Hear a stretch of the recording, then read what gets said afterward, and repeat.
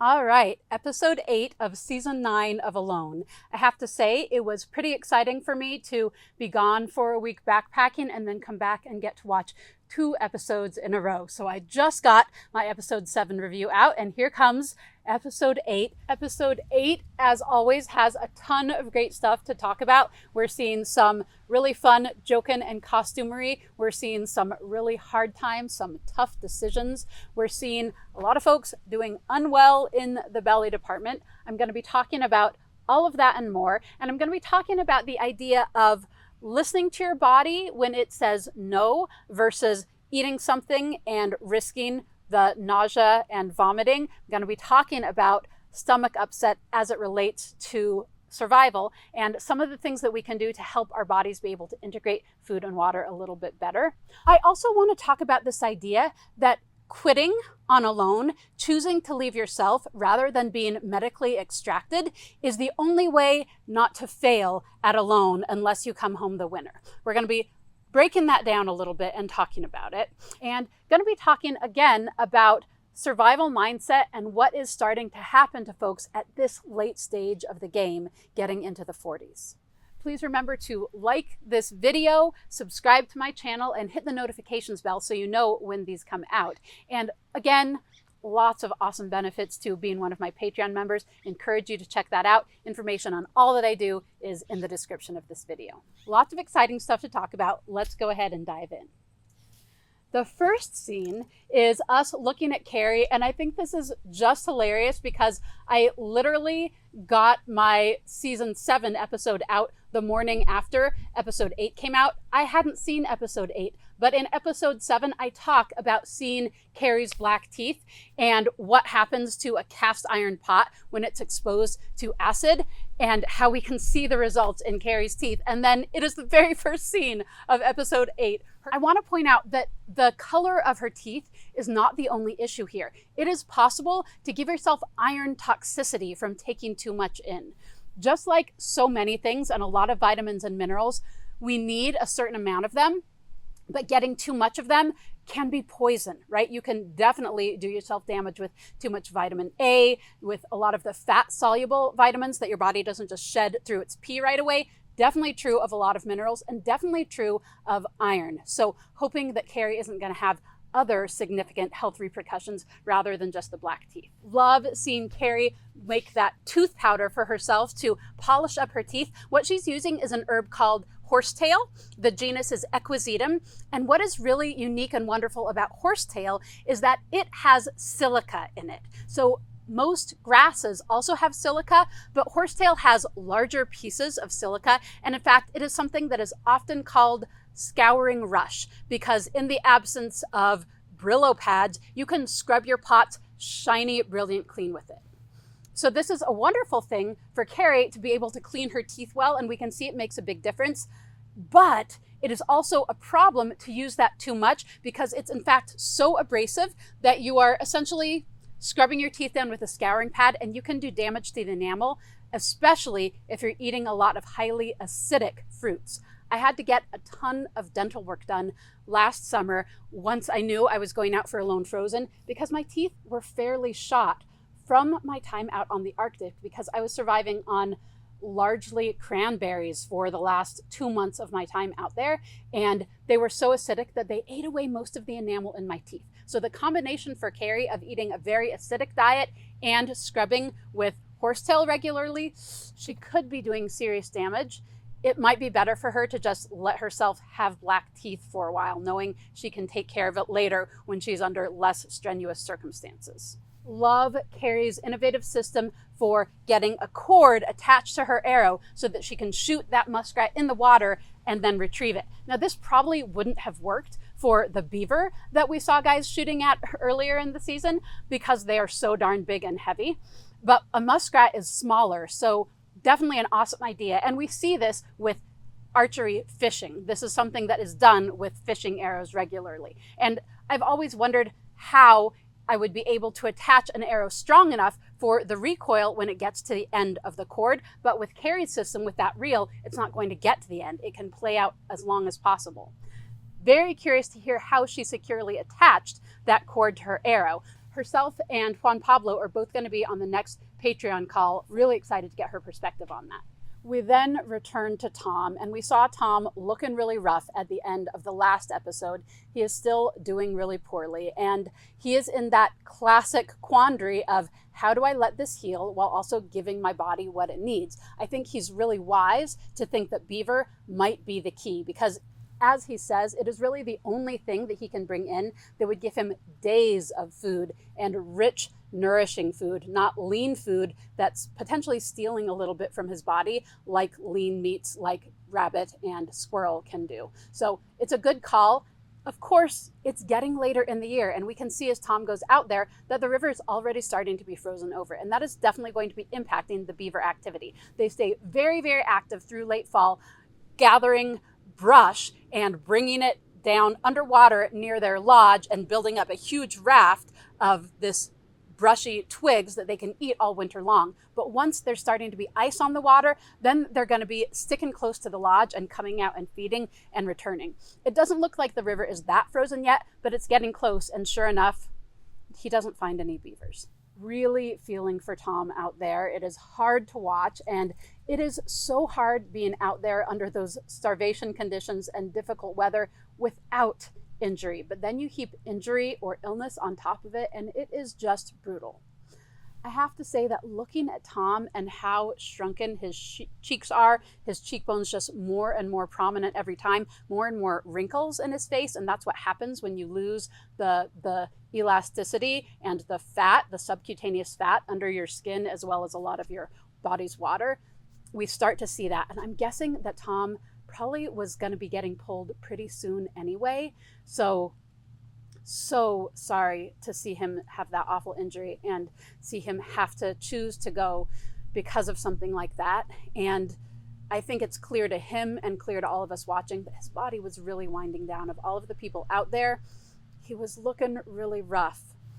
As always, I love hearing people's deep profundity as they are leaving, and seeing the ways that the alone experience across the board changes people's lives, make them more appreciative of all they have, make them feel determined to make the changes in their life to bring some of those beautiful lessons from that deep wilderness immersion into their life on the regular. And that's absolutely happening for Tom. And you can see that he is just going back a changed and in a lot of ways a more thoughtful and deeper person. Absolutely true, as he says, that saying goodbye to a place like that has held you in this beautiful and incredibly challenging life is really hard. It is like losing a loved one. I went through so much heartbreak leaving my place in the Arctic. I mourned it for months. It really was like a death to me to leave that place that I felt so deeply connected to. So Tom sharing that he is already saying goodbye and mourning the loss of this place really, really struck me, really connected with that.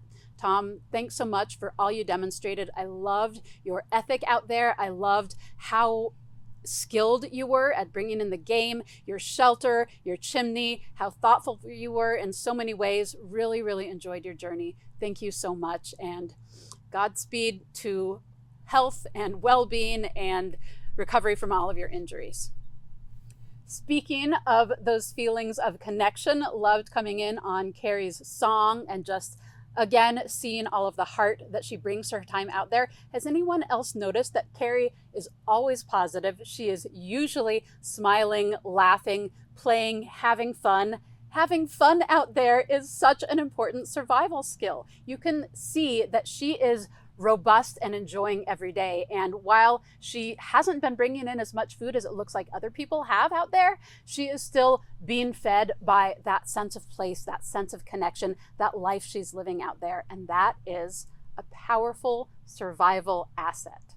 I'm really curious what's going on with the structure behind her. There's those poles wrapped in plastic. I'm thinking that this might actually be her chimney. It's going to limit the heat of the fire she can make because obviously it's plastic and it can melt, but it looks like she may have cut some plastic off of the sides of her tarp where it reached the ground and then use that for a chimney. And then Karie gets the muskrat. And as she says, a muskrat is very similar to a beaver. They have different life histories. They have different diets. Muskrats are not eating the inner bark but they are similar in their beautiful fur and being rich and fatty and dark meat because of how much time they spend underwater. So awesome, awesome score for Karie. It's definitely going to make a big difference for her. You can see how thrilled she is. And man, is that sucker squeaking, right? So clearly she hit it well enough to pin it, but it wasn't a fatal injury, obviously. And she had to go, and we hear her saying, "Don't bite me, don't bite me." This is a really important thing because grabbing an injured animal is a bad idea. We saw Nikki have a squirrel sink its fangs. I say fangs, they're its incisors, but they are huge and long and sharp because they're its main tool, right? So we saw her have the squirrel sink its teeth into her hand and have a hard time getting it out, and a lot of blood. A muskrat is similar, but way bigger and stronger than a squirrel. A muskrat could take her finger off, slash her wrist, really intense. So she does not want to grab that thing with bare hands. She's talking about having a knife, but having a club on hand anytime you go hunting, especially for a small game like that, is a very good idea. We can see that Teimojin has a club with him most of the time. We can see it tucked into his belt. We talked about this when he was on my Patreon call, and that is something that he picked up during his time in Africa. He and Tom talked about both carrying one regularly. I always had a club that I had made out of a piece of birch tree when I went on my snare line. I sometimes did have to club an animal that was caught by its hips rather than around the neck. So it's a good idea anytime you're going small game hunting, walking a trap line, something like that, to have a club on hand. And we could see that with Karie. It sounded like she was struggling a bit with it to dispatch it without getting injured. The camera was too far away. We didn't get to see that. Again, excited to hear a little bit more about her experience with that. But hooray, Karie. So excited that you got that muskrat. I can just imagine what an amazing pleasure that was to be able to eat after so long with too little. When Karie brings it back to her camp and is preparing it, we see those leather knee patches she's put on her wool pants. Really, really brilliant idea. When you're out there, particularly if you're doing a lot of trapping, in any case, you're usually spending a lot of time kneeling on the ground, and your pants are going to get soaked through. You're going to be wearing through the wool. So that leather on her pants is a very, very good idea. I ended up rigging up something like that myself in the Arctic. After the fact, I took some of the beaver actually out of my parka and put it on my boots so that I had some beaver fur, which of course is waterproof, to be kneeling on when I was working my trap line. So really, really smart for her to have put that on ahead of time. Also, I'm gonna say we see her roasting that muskrat, and we've seen this on a lot of her animals, doing that thing of roasting over the fire rather than a pot. So she's definitely losing some of the nutritive value of that muskrat, and she needs every bit she can get. So I hope that as time goes on, she's gonna be doing more cooking in her pot. She has that nice thick cast iron pot, awesome for cooking. Hope she's gonna be using that when she's cooking animals in the future. Oh my goodness, Adam, thank you for the shout out. Loved seeing your Halloween costume, grouse. Freaking brilliant. I love how creative you are being with that tarp. Dang, man, are you getting good use out of that tarp. I'm curious to hear how you sewed together all of the little baskets that you've made out of it and hear a little bit more of that. Adam is also going to be on a Patreon call, not the next one, but the one after that. And dang, loving your creativity. And something that people often comment about when I do these reviews or about the episodes is, geez, these people are wasting time doing things like costumes when they should be putting everything towards survival. Keeping your morale up, having fun and having joy and something to celebrate out there is huge. So I think that celebrating Halloween, one of those special holiday markers that happens when people are out, is absolutely a wonderful thing for survival. He is already feeling homesick. He is missing his family a lot. So having something fun and joyful is the perfect antidote to that. And so much creativity, Adam. Just loving what you're bringing through on this episode. Hodgepodge Lodge is finally coming together. It's clearly an awesome shelter, right? When she has that thing all together with those solid walls, really thick, really good against the weather. As I always say, too big to be practical for that situation, but you can see she has mad construction skills. It's an awesome shelter if you're going to be out there for potentially years.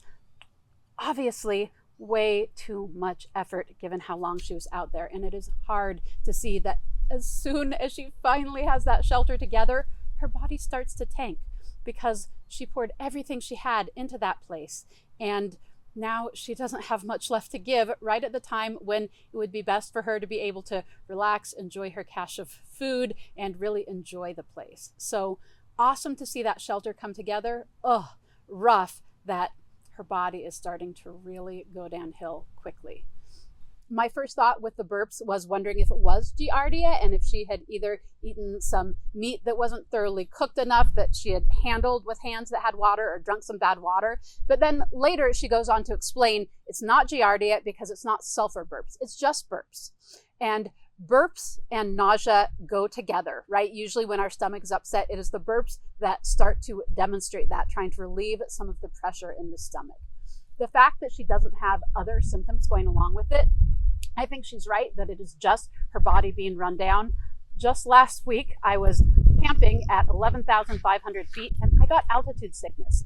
I too felt so sick that I couldn't eat anything. So nausea without other symptoms can often just be a sign that our body is not doing well, that it's under stress, that it's not getting what it needs. And that seems to be what is going on with Jessie. She has just pushed it too darn hard.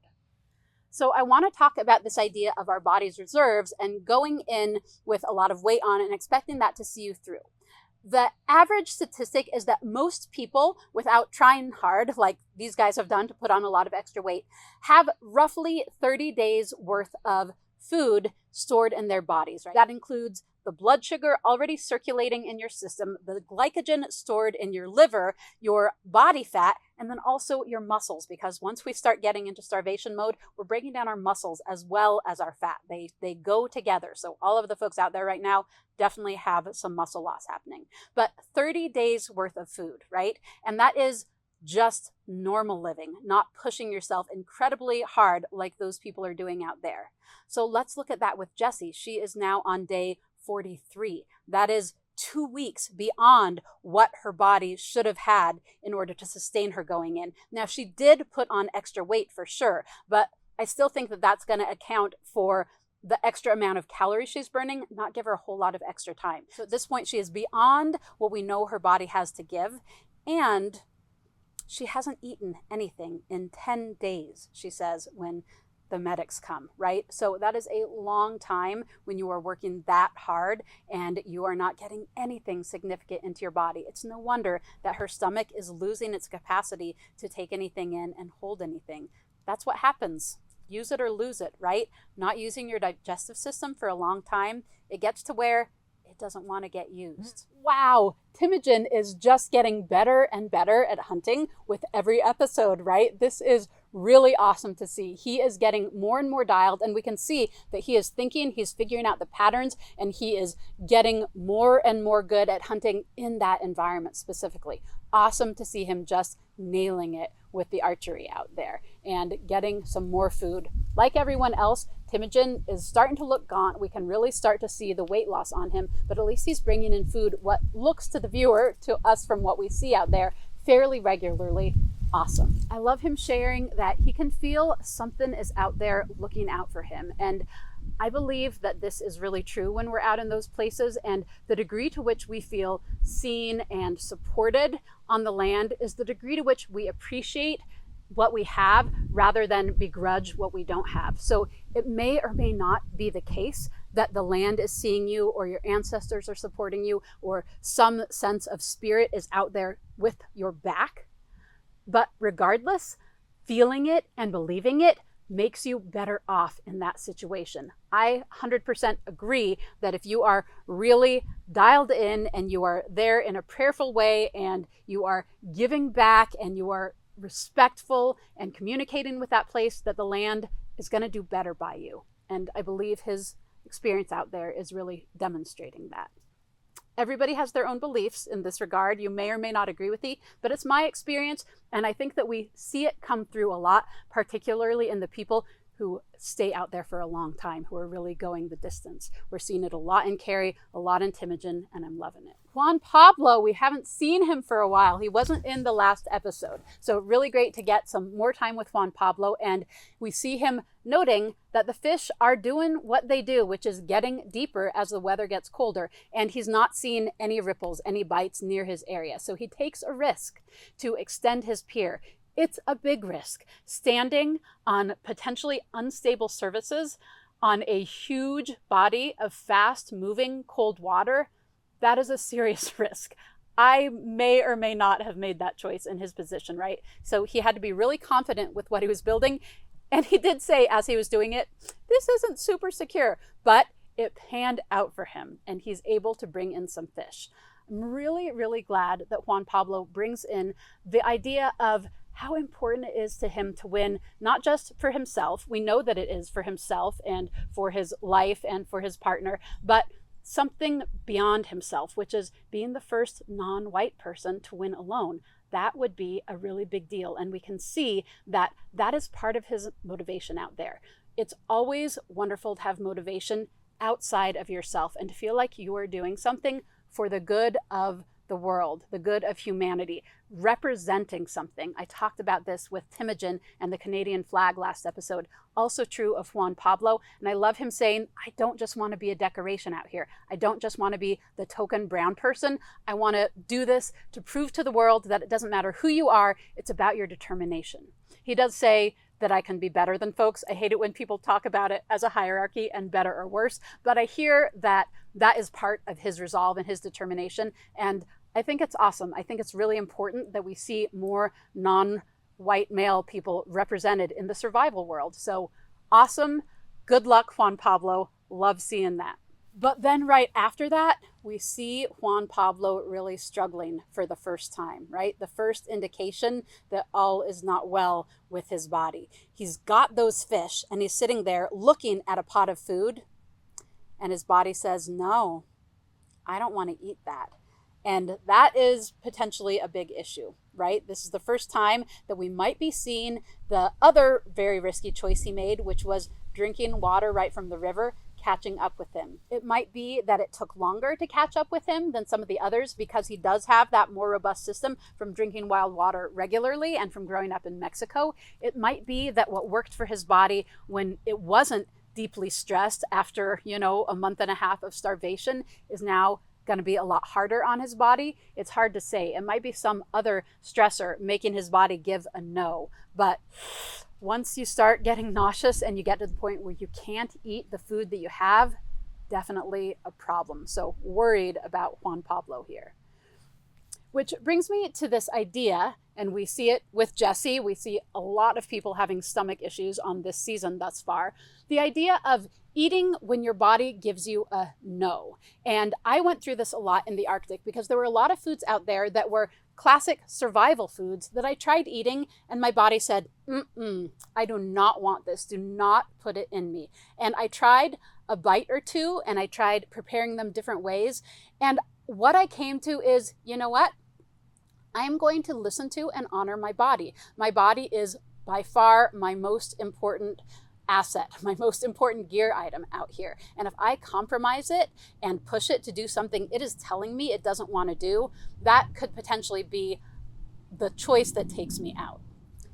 We've seen this a lot on Alone. People eating and then having massive issues with something that they've eaten, making them ill, giving them diarrhea or constipation, making them throw up, right? So starvation is rough on the body. It's not a long-term sustainable thing, but you can starve for a while out there.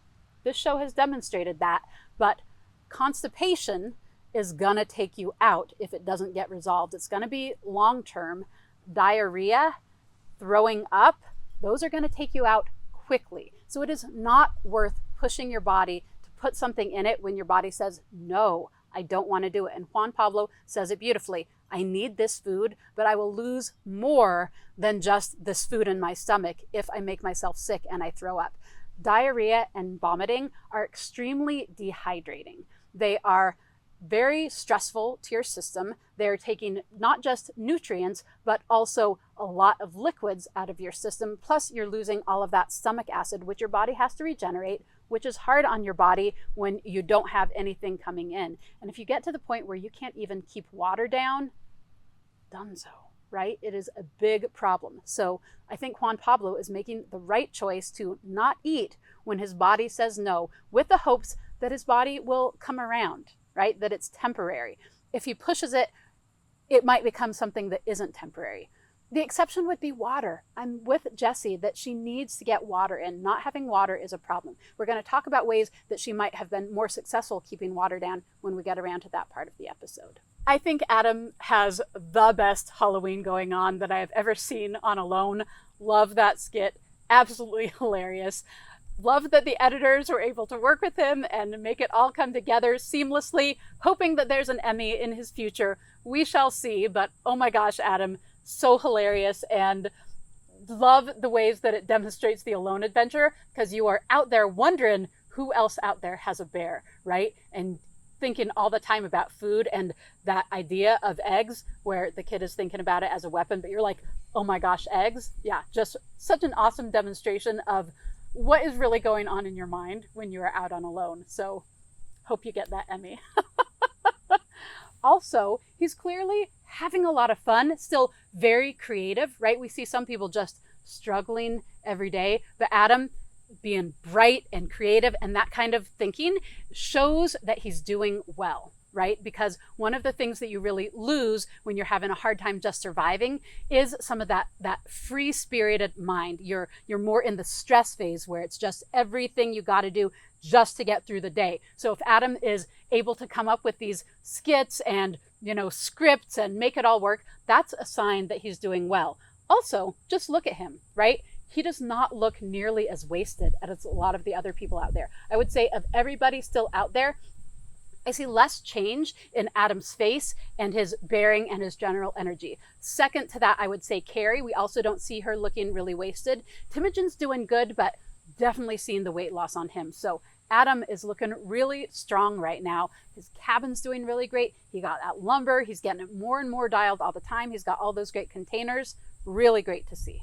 And then Karie too, just seconding what I said about Adam, right? The people who are out there able to be really creative and playful, that's a really, really good sign. I don't know if you can tell, but those goggles that Karie is wearing, each side of the goggle is 1/2 of a muskrat pelvis, which shows that she definitely boiled that sucker down, because the pelvis is one bone fused together, and then when you cook it, the connective tissue holding those halves together softens and the pelvis falls apart. So awesome to use those pelvis pieces as glasses, and the muskrat teeth in her own mouth and the charcoal. Really great, really witty. Loved seeing it. Awesome that you're still having fun and being so playful out there, Karie. Thanks for bringing it.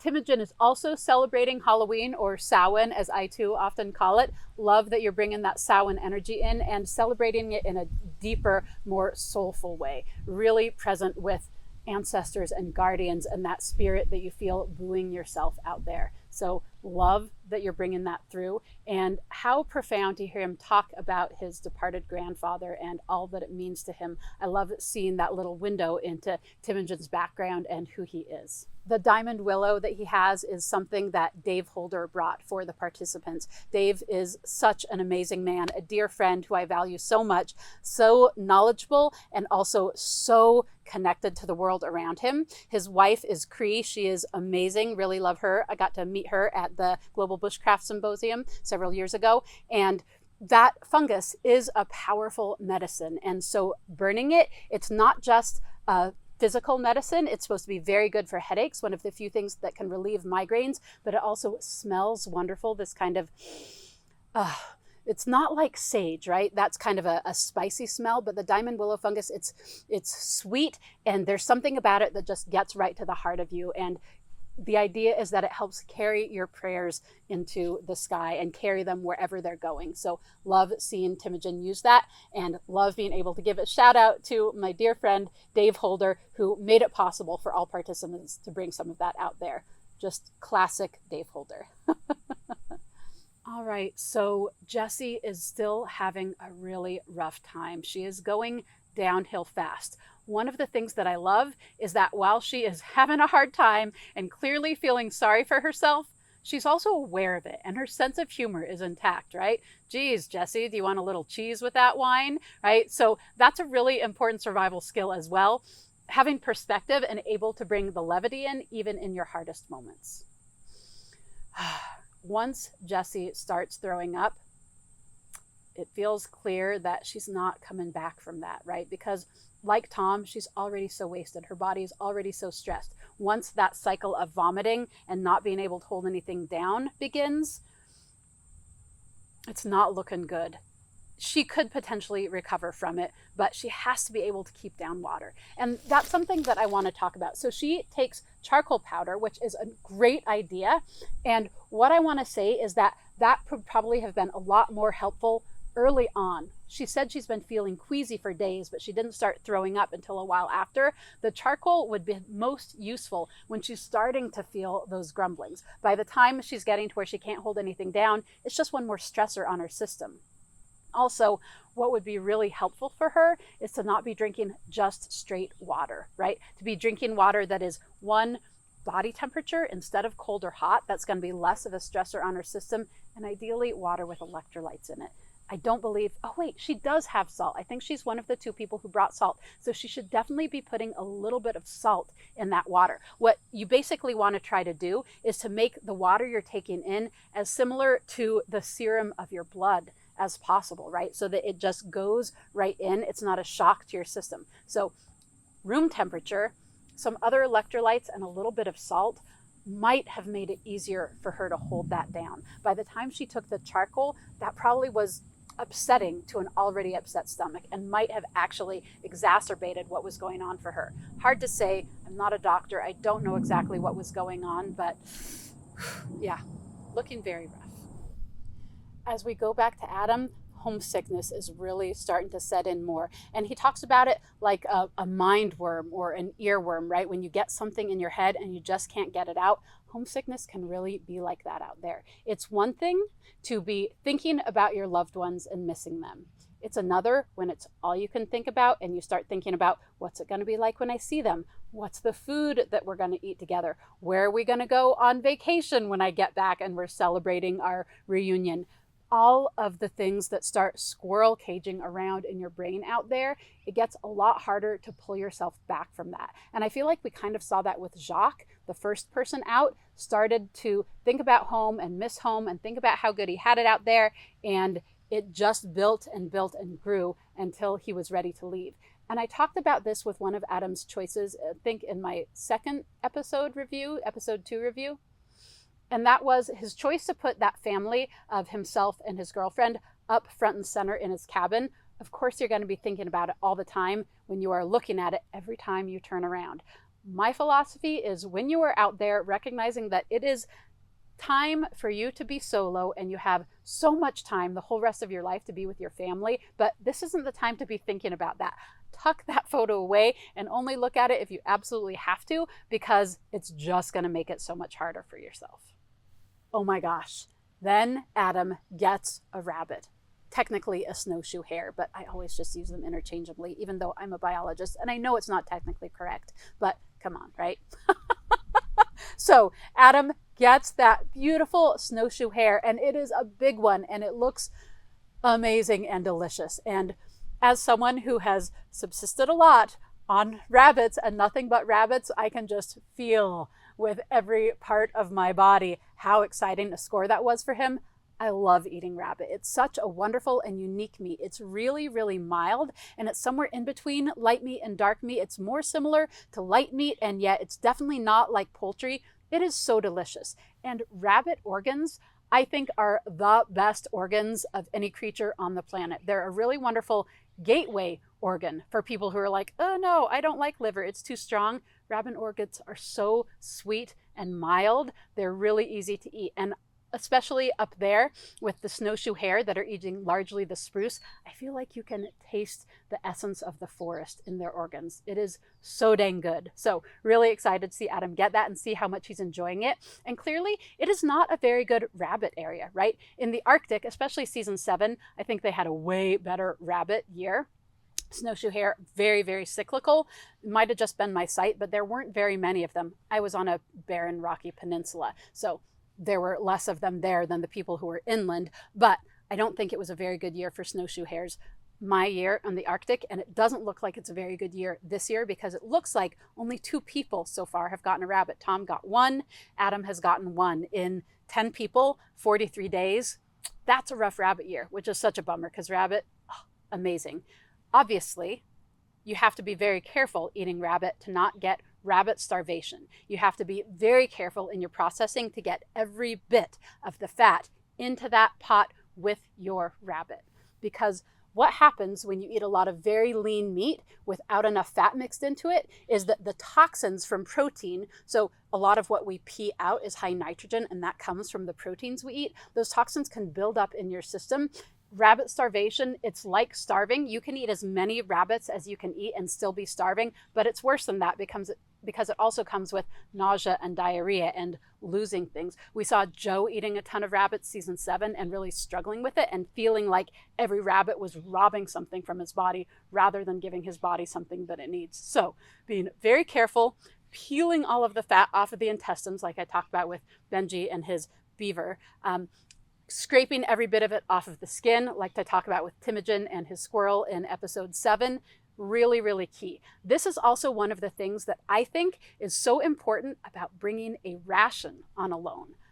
I brought pemmican both my seasons, and having a little bit of fat to eat when you're eating your rabbit helps you not get rabbit starvation. So the pemmican itself has limited amount of calories, but it allows you to get more food value out of everything else you eat, because now you can eat a little bit of pemmican and your rabbit, and that balances the fat ratio, so you're really getting the full nutrition out of that rabbit. It's a little plug for amazing pemmican and what a wonderful thing it is to have as a ration out there.